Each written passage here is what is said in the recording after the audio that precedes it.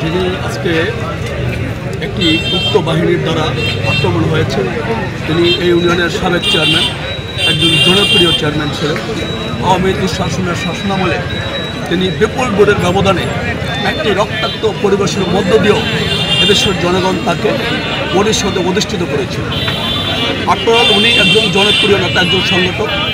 তা আমাদের এই সাংগঠনিক কর্মকাণ্ডকে দুর্বল করার জন্য একটি দোসর, একটি গুপ্ত সহচর তাকে হত্যার উদ্দেশ্যে যেই পরিকল্পনা করেছে, এই জন্যই আমাদের এই আজকের এই প্রতিবাদ সভা, প্রতিবাদ মিছিল। আমরা অনতি বিলম্বে এদেরকে দ্রুত আইনের আওতায় আনার জন্য আমরা প্রশাসনের প্রতি যথাযথ দৃষ্টি আকর্ষণ করি। তার ঈর্ষান্বিত হয়েই মূলত এটা। আপনারা জানেন, যখন উনি একবার চেয়ারম্যান হয়েছিলেন তখন তো তার জমি জমা কোনো সংক্রান্ত বিষয় ছিলেন না। মূলত স্থানীয় নেতৃত্ব প্রতিষ্ঠার জন্যই তিনি সারা উপজেলায় বিচরণ করেন, তাকে প্রতিষ্ঠিত করার জন্য কাজ করেন।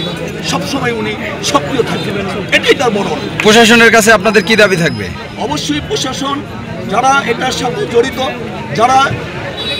যারা এই ছেলেকে মদত দিয়েছে, এই লোককে মদত দিয়েছে, তার স্বীকারোক্তিমূলক আমরা তার বিচার দাবি করছি। আপনার নাম কি? আমার নাম গজনবী হলদার। আপনার ডেজিগনেশন? আমার ডেজিগনেশন হলো নজরুলনগর বিএনপির সেক্রেটারি, দক্ষিণ এশিয়া থানা বিএনপির যুগ্ম আহ্বায়ক।